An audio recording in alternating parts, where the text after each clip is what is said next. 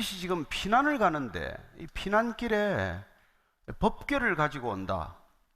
하나님의 임재, 하나님이 그곳에 거룩한 하나님이 거하신다는 것을 상징하는 이 상징물과도 같은 언약궤, 법궤가 함께 간다는 것은 대단히 중요한 일이죠. 왜냐하면 비록 피난길이지만 법궤가 그 상징적으로 함께 감으로써 하나님이 다윗 편이다, 하나님이 다윗과 함께 움직이신다는 것을 백성들에게 보여줄 수 있기 때문에 이게 제사장들은 지금 법궤를 가지고 다윗에게 온 거예요. 따라서 지금 이 제사장 사독과 또 아비아달이라고 하는 사람이 다윗 편에 서 있다는 것은 전체적인 이 상황과 국면에 비추어 볼 때 대단히 중요한 사건이라는 것입니다. 비록 아들이 반란을 일으켰지만 종교 지도자들이 어떻게 보면 하나님의 입장에서 다윗을 여전히 지지하고 있다는 것을 표하기 때문에 다윗으로서는 굉장히 큰 힘을 얻는 것이 되는 것이고, 본인이 법궤를 가져오라고는 못할지 몰라도 가지고 온 법궤를 굳이 마다하고 돌려보낼 까닭은 없다는 것입니다. 그럼에도 불구하고 오늘 다윗은 중요한 결정을 내립니다. 다윗이 얼마나 법궤를 예루살렘으로 가지고 오려고 애를 썼습니까? 따라서 그는 법궤에 대한 중요성, 하나님의 그 임재에 대한 그런 중요성을 누구보다도 잘 아는 터이기 때문에 이 제사장이 자기 편에 선다는 것, 더구나 제사장이 그 법궤를 가지고 자기의 피난 행렬에 참여했다는 것은 뭐 용기 백배할 일이죠. 그런데 오늘 사독에게 그 언약궤를 다시 예루살렘에 도로 갖다 놓으라는 거예요. 레위인들이 지금 메고 왔습니다. 그냥 들고 오지 않았어요. 이 법궤를 옮기다가 그때 어떤 사고가 있었습니까? 기럇 여아림에서 이 법궤를 옮기다가 타작마당에서 이 우사라고 하는 사람이 법궤에 손을 댔다가 술에서 떨어지려고 하니까 당연히 손을 댄 것이죠. 그러나 그 자리에서 죽는 것을 보지 않았습니까? 사무엘하 6장 6절 7절 말씀입니다. 시작. 그들이 낙원의 타작마당에 이르러서는 소들이 뛰므로 우사가 손을 들어 하나님의 궤를 붙들었더니 여호와 하나님이 우사가 잘못함으로 말미암아 진노하사 그를 그곳에서 치시니 그가 거기 하나님의 궤 곁에서 죽으니라. 이날 법궤를 옮기지 못합니다. 다윗은 이 사건을 통해서 큰 교훈을 얻었죠. 하나님의 법궤란 인간이 마음대로 움직일 수 없다는 것, 하나님의 법궤는 하나님이 지정하신 하나님의 방법대로 움직여야 한다는 것을 뼈저리게 이렇게 목격한 그런 큰 사건이었죠. 또한 법궤가 술에서 떨어진다고 해서 인간이 그걸 손을 댈 필요가 없다는 거예요. 하나님은 인간의 손, 인간의 도움, 인간의 능력으로 하나님이 지켜지는 게 아니라는 것입니다. 이건 그야말로 신앙의 가장 큰 분기점이에요. 우리는 마치 우리의 섬김을 통해서 하나님이 더욱 중요해지는 분, 더욱 그분의 하나님 되심을 드러낼 수 있는 것처럼 생각하거나 착각하지만, 하나님은 당신 홀로 영광을 받으시기에 합당하고 충분한 분이기 때문에 인간이 하나님을 조종하거나 하나님을 더 영광스럽게 할 수는 없다는 것입니다. 곧 하나님은 인간의 손에 의해서 조종당하거나 통제당하거나 그리고 인간의 손으로 무슨 도움을 받거나 하는 게 아니라는 거예요. 어쩌면 다윗은 그날 이 베레스 우사 사건, 이른바 우사가 법궤에 손을 대다가 죽는 사건을 통해서 그는 신앙의 한 분명한 분기점과도 같은 경험을 하게 된 것이죠. 따라서 법궤에 대한 그런 소중한 경험, 소중한 이런 기억 때문에 다윗은 지금 비록 피난길에 그 누구보다도 하나님의 강력한 도움이 필요하고 하나님의 임재가 필요한 시점이지만, 그러나 법궤를 내가 옮긴다고 해서 하나님이 자동적인 은혜가 따라오는 것은 아니라는 것을 그는 분명히 안 것이죠. 따라서 그는 법궤를 내가 들고 가는 것이 아니라 법궤가 있는 장소에 내가 되돌아오는 것이 중요하다는 것을 알았고, 하나님께서 은혜를 베푸시면 내가 광야에서 인생을 마치는 것이 아니라 하나님이 허락하시게 되면은 다시 법궤가 있는, 하나님의 임재가 있는 하나님의 도성 예루살렘으로 돌아오게 해주실 것이다. 내게는 그 은혜가 필요하다. 하나님께서 은혜를 베푸신다면 내가 돌아와야 하는 곳이지, 내가 하나님을 마치 부적처럼 끌고 갈 수는 없는 일이다. 이걸 백성들 앞에서 선언하는 것이죠. 이게 다윗의 올바른 신앙 고백적 행위라는 것입니다. 저는 여러분들이 십자가가 우상이 되지 않기를 축복합니다. 교회가 우상적 의미를 지닌 것이 아니라는 것을 기억하시기 바랍니다. 여러분과 제가 교회요, 하나님이 함께 하시는 사람이 교회요, 주는 그리스도시요 하나님의 아들이라는 믿음의 고백이 곧 교회의 기초임을 기억하시게 되기 바랍니다. 우리가 하나님 편에 설 수 있을 뿐이지 하나님을 내 편으로 끌어들이려고 하지 마십시오. 지금 우상을, 법궤를 들고 가는 것은 마치 우상을 섬기는 자들과 마찬가지로 하나님을 반란군의 편이 아니라 다윗의 편, 다윗의 진영으로 끌고 들어올 수 있다는 그런 착각 때문에 이런 짓을 한 거란 말이죠. 다윗은 이 시점에서 분명하게 선을 긋는 것입니다. 아니다, 법궤가 온다고 해서 자동적으로 은혜가 따라오는 것도 아니요, 법궤는 있어야 할 자리에 있는 것이요, 하나님께서 있고자 하는 그 자리에 우리가 돌아오는 것이 중요한 것이다. 따라서 그 자리에 두고 있으면 하나님께서 만약 은혜를 베푸신다면 내가 돌아올 것이고, 하나님께서 은혜를 베풀지 않으면 못 돌아오는 것이다. 그렇게 얘기하는 것이죠. 그래서 그는 종이 여기 있습니다. 하나님께서 저를 선히 여기시는 대로 제가 순종하겠습니다. 이렇게 다윗의 신앙 고백은 본래 그가 가졌던 신앙의 모습으로 한 걸음씩 회복되기 시작하는 것을 보는 것이죠. 그는 블레셋 사람 이때 용병이 따라올 때도 그렇게 말했습니다. 나는 이제 광야로 가면 다시 나그네 길이다. 너는 블레셋이라는 족을 등지고 이스라엘 백성이 되었지만 이스라엘 땅에서 누가 너를 온전히 받아들여 주냐? 너는 여기 하나님의 백성이 되었지만 나그네처럼 살고 있는데 또 왜 나를 따라서 나그네가 되려고 하느냐? 돌아가거라. 그렇게 이때에게 충고하지 않았습니까? 그렇게 한 걸음씩 한 걸음씩. 그리고 이번에는 또 법궤가 오니까 법궤도 돌아가라, 돌려보내라. 법궤가 있어야 할 자리에 있는 것. 여러분, 그게 신앙이죠. 우리가 하나님의 자리에 올라가고 싶은 것이 죄인의 본성이라고 한다면은, 우리가 신앙을 가졌다는 것은 우리가 슬그머니 하나님의 자리에 올라가 있다가 다시 내 자리를 찾는 것, 다시 나의 기도의 자리로 내려오는 것, 그게 우리의 신앙이죠. 그래서 신앙이란 믿을 신자에 우르를 앙자를 쓰는 것이죠. 위를 우러러 보는 것입니다. 27절부터 29절까지예요. 시작. 왕이 또 제사장 사독에게 이르되 내가 선견자가 아니냐? 너는 너의 두 아들 곧 내 아들 아히마아스와 아비아달의 아들 요나단을 데리고 평안히 성읍으로 돌아가라. 너에게서 내게 알리는 소식이 올 때까지 내가 광야 나룻에서 기다리리라 하니라. 사독과 아비아달이 하나님의 궤를 예루살렘으로 도로 메어다 놓고 거기 머물러 있으니라. 그는 이 사독에게 너는 선견자가 아니냐, 선지자적 역할을 감당하는 또한 제사장이기도 했죠.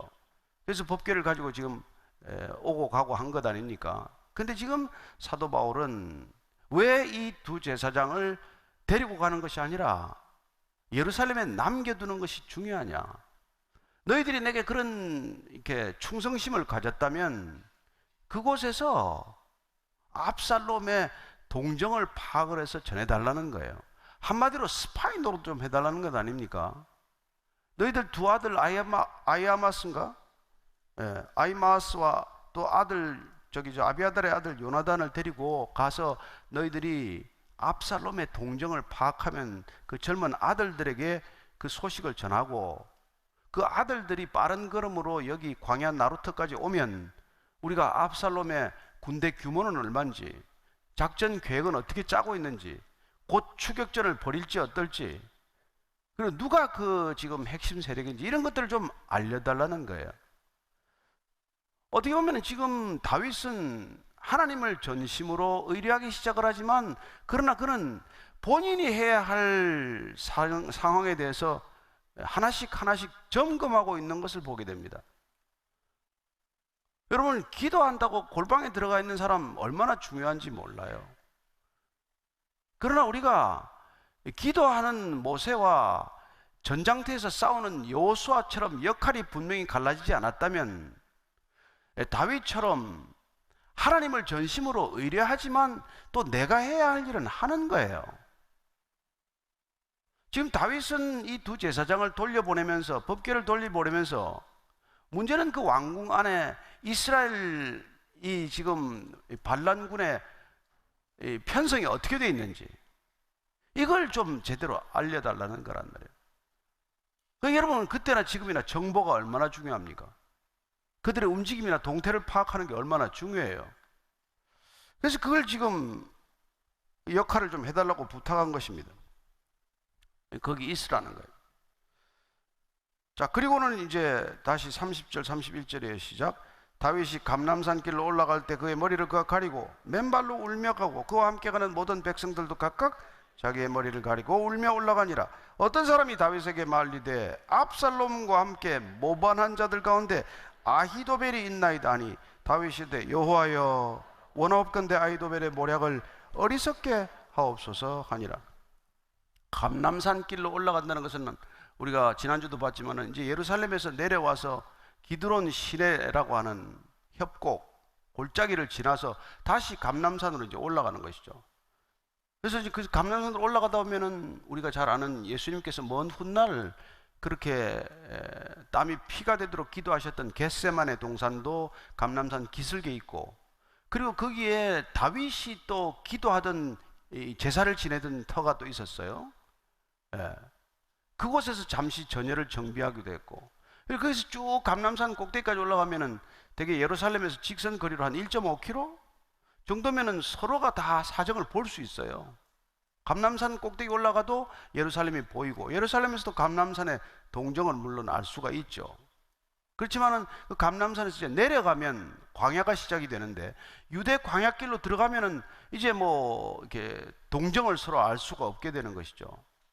그래서 다윗으로서는 계속해서 예루살렘의 사정과 형편과 그 동정을 파악하기 위해서 지금 이제 이런 조치를 취하고 있는 중인데, 갑자기 또 날아든 소식 중에 충격적인 소식은 아히도벨이 압살롬 편에 섰다는 거예요. 아히도벨은 두세 차례 얘기가 나왔지만 밧세바 할아버지입니다. 본인이 평생 지략가로서 의지해왔던 사람이에요. 하나님 다음으로 보면 어쩌면 다윗이 의논하고 모든 어려운 상황을 이렇게 지혜를 구했던 사람이란 말이에요. 삼국지에 제갈공명 같은 사람이라고 그럴까? 어쨌든 그렇게 정말 전심으로 의지해왔던 사람이 압살롬 편으로 갔다는 거예요. 그때 어쩌면 그는 잠깐 정신이 아득했을 거예요. 그 모략가, 이스라엘 최고의 지략가가 압살롬 편에 갔다면 이 상황을 역전시키기가 어렵겠구나. 어쩌면 이 상황을 다시 돌이킨다는 것, 되돌아온다는 것이 불가능하겠구나. 이런 생각이 순간적으로 들 수 있다는 것입니다. 그때 그는 지금 막 머리를 가리고 이게 뭐 가장 큰 슬픔과 당황함을 표현하고 있는 중인데, 백성들도 막 뒤를 울면서 따라고 있는데 아히도벨이 저 편에 섰습니다 하는 소식을 들을 때 정말 마음이 덜컥 떨어지는 그런 충격을 받았을 거란 말이에요. 근데 이렇게 절망적인 상황, 이때 그는 다시 예전의 다윗스러움을 회복하기 시작했다는 것입니다. 곧 하나님 앞에 무릎을 꿇고 기도의 자리를 회복했다는 것입니다. 여러분, 기도의 내용보다도 기도의 자리에 앉았다는 사실이 더 중요하다는 것을 기억하십시오. 따라서 지금 고난을 통해서 돌이킬 수 없는 고난, 수습할 수 없는 고난, 내 힘으로 어찌할 수 없는 고난의 자리에서 비로소 그는 두 손을 들고 다시 하나님께 부르짖어 기도하는, 하나님 어찌 이럴 수가 있습니까? 마치 하나님, 나의 하나님 어찌하여 나를 버리셨습니까? 하는 그런 시편 22편의 기도처럼, 그런 지금 어떻게 아히도벨이 그토록 우리가 많은 일들을 의논하고 그토록 친구처럼 지내고 그렇게 했는데, 지금까지 그가 내게 한 말은 다 무엇이며 어떻게 나를 이렇게 배신할 수 있습니까?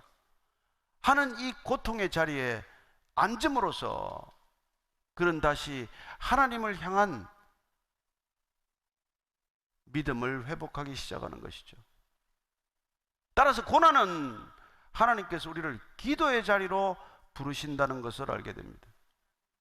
하나님께서 우리를 기도의 자리로 부르시는 것은 우리의 믿음의 회복을 통해서 우리에게 사랑의 회복을 원하고 계신다는 것이죠. 아히도벨의 모략을 어리석게 하옵소서. 그렇게 기도했더니 하나님께서 어떻게 응답하셨을까요? 즉각 응답해 주십니다. 어떤 건 평생 걸려도 응답이 안 되지만, 어떤 기도는 짧은 기도 한마디만 드려도 하나님께서 응답하실 때가 있어요. 32절부터 34절까지입니다. 시작. 다윗이 하나님을 경배하는 마루턱에 이를 때 아렉 사람 후세가 옷을 찢고 흙을 머리에 덮어 쓰고 다윗을 맞으러 온지라. 다윗이 그에게 이르되 내가 만일 나와 함께 나가면 내게 누를 끼치리라. 그러나 내가 만일 성읍으로 돌아가서 압살롬이 말하기를 왕이여 내가 왕의 종이니이다.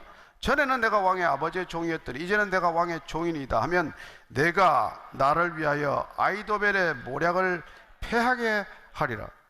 아니, 다윗이 하나님을 경배하는 마루턱, 그 전에 하나님께 제사 드렸던 장소에 이르는 겁니다. 다윗은 가끔 이곳에 와서 또 제사를 드렸던 것으로 추정할 수 있죠. 왔더니 후세라는 친구, 막역한 친구이자 신하인 후세를 만나게 돼요. 후세를 보는 순간, 아, 하나님이 응답하셨구나, 이걸 금세 그가 깨달은 겁니다. 후세를 보자마자, 야, 지금 나를 따라온다고 해서 내가 도움이 되는 게 아니다. 후세여, 돌아가라. 내가 그전에는 당신 아버지의 다윗 왕에 충성했는데 이제 내가 당신에게 충성하겠습니다. 그리고 압살롬에게 충성을 맹세해라. 그리고 아히도벨이 무슨 모략을 내든지 그 모략을 성사되지 못하도록 하라. 이게 밀명이에요. 여러분, 지금 경황이 있습니까? 지금 다윗이 서둘러 도망가야 되는 상황 아니에요? 근데 그는 오히려 서둘러 도망가기보다도 기도하고 서둘러 대책을 세우는 걸 보게 됩니다. 저는 이게 다윗의 모습이요, 이게 오늘 이 어려운 시대를 살아가는 그리스도인들의 진정한 모습이어야 한다는 것입니다. 우리는 짧은 기도할 수 있습니다. 한마디로 기도해도 됩니다. 긴 기도한다고 반드시 응답되는 것 아닙니다. 철야 기도한다고 응답되는 것 아닙니다. 여러분, 철야 기도해도 하나님의 뜻과 어긋난 기도할 수 있어요. 그러나 단 한마디의 기도라도 하나님 마음에 합한 기도를 드릴 수 있다는 것입니다. 저는 여러분들이 짧은 기도라도 하나님이 원하시는 기도, 진심의 기도, 전심의 기도, 그런 기도를 드릴 수 있게 되기를 바랍니다. 그런 기도는 여러분들의 삶을 예배적 삶으로 바꿔놓을 것입니다. 단 한마디 드리는 진심의 전심의 기도 때문에 우리는 예배자의 삶을 어느 순간순간 살게 마련이고, 그때 그 믿음의 중심을 보시고 하나님께서는 아, 이건 급하구나 하면은 하나님이 더 다급하게 응답하실 수 있다는 것입니다. 후세가 그 자리에 뜻밖의 나타날 줄 어떻게 알았습니까? 그래서 나를 따라오는 게 지금 흙 뒤집어 쓰고 슬픈 표정을 하고 지금 이렇게 오는 게 중요하지 않다. 다시 옷을 깨끗이 갈아입고 가서 압살롬에게 충성 맹세를 하고, 네가 지금 상대해야 될 사람은 아히도벨이다, 미션을 주는 거란 말이에요. 저는 여러분들이 정말 사자굴에 빠지더라도 믿음으로 기도하고 정신 바짝 차리고 대책을 세울 수 있게 되기를 바랍니다. 전심으로 하나님께 매어달리는 것과 아무 손을 놓고 일하지 않는 것과는 다르다는 거예요. 전심으로 기도하고 아무 일도 하지 않는 사람이 있습니다. 그럼 밥이 입에 들어옵니까? 그럼 밥은 내가 떠서 먹어야 되는 거예요. 그것까지 떠먹여 달라고 하지 마십시오. 손을 들 수 있으면 밥은 내가 떠먹는 거예요. 그래서 죽도록 기도하고 나서 마치 하나님이 계시지 않은 것처럼 열심히 일하라고 얘기하는 거예요. 좋은 신앙이란 무엇입니까? 다윗의 신앙이란 무엇입니까? 현실에 뿌리 박은 신앙이란 무엇입니까? 현실에 깊이 두 발을 딛고 선 신앙이란 어떤 신앙입니까? 기도하고 움직이는 것입니다. 기도하면서 걸어가는 것입니다. 기도하고 그 결과를 받아들이는 것입니다. 기도하고 그 모든 결과를 하나님께 영광으로 돌려드리는 것입니다.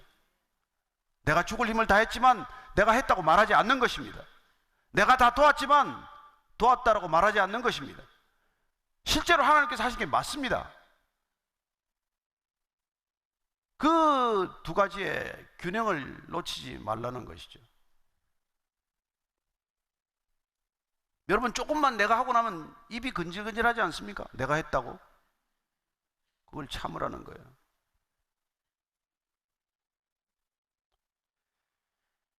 자, 36절 이하를 읽습니다. 시작. 35절 이하를. 사독과 아비아달 두 제사장이 너와 함께 거기 있지 아니하나 내가 왕의 궁중에서 무엇을 듣든지 사독과 아비아달 두 제사장에게 알리라. 그들의 두 아들과 사독의 아히마아스와 아비아달의 요나단이 그들과 함께 거기 있나니 너희가 듣는 모든 것을 그들 편에 내게 소식을 알릴지니라 하는지라. 다윗의 친구 후세가 곧 성읍으로 들어가고 압살롬도 예루살렘으로 들어갔더라. 두 제사장이 지금 법궤를 메고 갔으니 후세 돌아가서 너는 아히멜렉의 아히도벨의 모략을 수포로 돌아가게 만들고, 그리고 그 모든 동정을 두 제사장에게 알리면 두 제사장은 그 아들들, 발이 빠르고 젊은 아들들에게 알려주면 나한테 그 소식을 전해주도록 하라. 이렇게 대책을 다 세운 거예요. 다 돌려보낸 거란 말이에요. 다 데리고 가는 게 아니라, 여러분, 피난길에는 뭐든지 하나라도 아쉽잖아요. 한 사람이라도 같이 가고 싶지 않습니까? 그러나 다윗은 그 예루살렘에서 해야 될 역할이 있기 때문에 다 돌려보낼 사람 돌려보낸단 말이에요. 다윗은 지금 드디어 왕궁의 자리가 아니라 광야의 자리가 내 자리라는 것을 깨닫기 시작하는 것이죠. 그리고 구원이란 바로 그 첫 번째 사랑을 회복하는 대역사적 사건임을 믿음으로 고백하게 됩니다. 그는 시편 3편 1절부터 우리가 한번 읽어보겠습니다. 그가 회복된 것으로 보이는 그의 시는 이렇게 쓰고 있습니다. 시작. 여호와여, 나의 대적이 어찌 그리 많은지요. 얼마나 일어나 나를 치는 자가 많으니이다.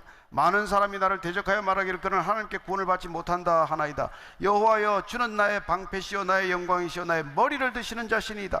내가 나의 목소리를 여호와께 부르짖으니 그의 성산에서 응답하시는도다. 내가 누워 자고 깨었으니 여호와께서 나를 붙드심이로다. 천만인이 나를 애워싸 진친다 하여도 나는 두려워하지 아니하리이다. 여호와여, 일어나소서. 나의 하나님이여, 나를 구원하소서. 주께서 나의 모든 원수의 뺨을 치시며 악인의 이를 꺾으셨나이다. 구원은 여호와께 있사오니 주의 복을 주의 백성에게 내리소서. 왜 구원입니까? 왜 백성에게 구원의 복을 달라고 다시 기도하게 되었습니까? 왜 그는 기도의 자리에서 구원을 다시 노래하게 되었습니까? 구원이야말로 진실로 하나님의 사랑을 회복하는 사건이기 때문에 그렇습니다. 구원 다 받으셨습니까? 그렇다면 여러분들은 하나님의 사랑받는 자가 되었음을 기억하십시오. 구원이란 하나님의 이 첫 번째 사랑의 고백이라는 것을 기억하십시오. 여러분, 이 첫 번째 사랑, 인간으로부터 받을 수 없는 이 사랑으로 회복되면 여러분들은 천만인이 둘러치려 하여도 오히려 마음에 샬롬, 평강이 임할 것입니다. 그러나 이 첫 번째 사랑, 하나님의 사랑, 구원 되신 주님으로부터 흘러드는 사랑을 받지 못하면 여러분들이 모든 것을 가져도 여전히 불안하고 모든 것을 다 갖고 있어도 여전히 부족하다고 얘기하게 될 것입니다. 저는 저와 여러분들이 이렇게 어려운 자리에 안 가기를 원하지만, 그러나 이런 자리에 가게 되더라도 결코 놀라지 않게 되기를 바랍니다. 하나님께서 함께 하실 것입니다. 하나님의 목적은 고난이 아니라 고난으로 통해서 우리를 회복시키는 것이 목적이라는 것입니다. 이 어려움을 통해서 기도의 자리에 앉게 하는 것이 목적이라는 것입니다. 이 고난을 통해서 믿음을 회복해야 하는 것이 하나님의 선한 의도라는 것을 의심하지 않고 믿음의 길로 나아가시기를 축복합니다. 한 주간 동안 믿음의 자리에서, 기도의 자리에서 은혜를 마음껏 누리되 그 은혜의 자리에서 하나님께서 내가 너를 사랑하신다는 사랑의 고백을 듣는 자리가 되게 하여 주옵소서. 주님, 한 사람 한 사람이 주님께서 내가 너를 사랑한다, 내가 너를 기뻐한다는 음성이면은 이 모든 어려움과 이 모든 환난과 이 모든 고난을 이길 줄 믿습니다. 주님 말씀해 주옵소서. 이 종이 듣겠나이다. 그런 자리가 되기를 축복합니다.